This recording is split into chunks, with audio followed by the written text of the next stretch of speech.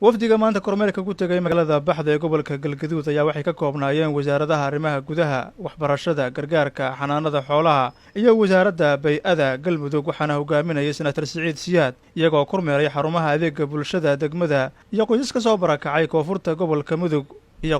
Koofurta gobolka Mudug ay ka soo barakiciyeen kooxda Al-Shabaab. wasiirka wasaaradda gargaarka iyo maareynta masiibooyinka dowlad goboleedka Galmudug Cabdiraxmaan Makaawe ayaa xusay magaalada Baxdo ay ku soo barakaceen ilaa 800 oo qoys oo xilliyo kala duwan soo gaaray magaalada kuwaas oo ka soo cararay deegaanada gobolka Mudug ee dagaalada shabaabka lagula jiray uu ka socdo ayna u baahan yihiin gurmad degdeg ah. sida hadda reportkan ku helnay dadka wax gargaar oo soo gaar ma ay jirto marka laga reebo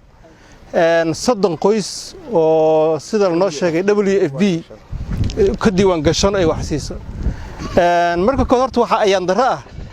dad barakacyaal intaan tira la eg in maaragtaa hay'aduhu ay kaga mashquulaan meelaha kale to maaragtaa aan hadeertan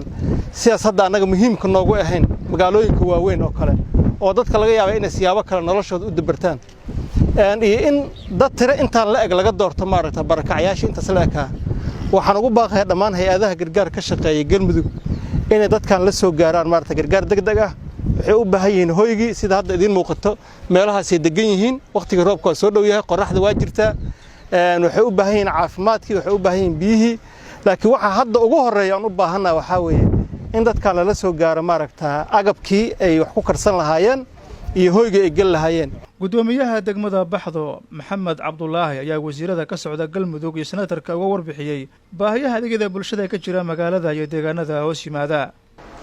waxaan rabnaa insha Allah tacaala inaan maantay baahiyihii degmada ka jiray aan u bandhigno wasaaradahaas aan u sheegno si ay u qaadaan waxaan ognahay baahiyaha degmada ka jira inay baahiyo fara badan ay yihiin sida degmadan oo aan wali yeelan system solarka leerka cadceedda ku shaqeeya aan lahayn guriga degmada qabyo noo ah isbitaalkii wax maaragtay isagana wali waxa nooga dhiman yihiin iyo meelaha maaragtay ay bulshooyinku kala sida guriga hooyooyinka oo kaleeto meeshii sportiska oo kaleeto waxyaabo badan oo maaragtay qabyo maanta naga ahaa waxaan rabnaa reer Baxdo insha Allah tacaala warkooda maanta inay si fiican fariintooda u gudbiyaan anoo u horeeyo gudoomiyaha degmada ah waxaan hordhigaynaa baahiyahaas ka jira degmada waxaan rabnaa inaad si fiican u dhugsataan wasiir dawlaha wasaaradda arrimaha gudaha Galmudug Axmed Xasan Cali iyo Senator Siciid Siyaad ayaa waxay xuseen inay ka jawaabi doonaan baahiyaha adeegyada bulshada ay soo gudbiyeen maamulka iyo bulshada magaalada Baxdo waxaan rabaa inaan halkan kaga ballan qaado xaqiiqda degmada inaan wax ka qaban doono ka wasaaradda arrimaha gudaha even haddii aynan ka helin xataa kaalmo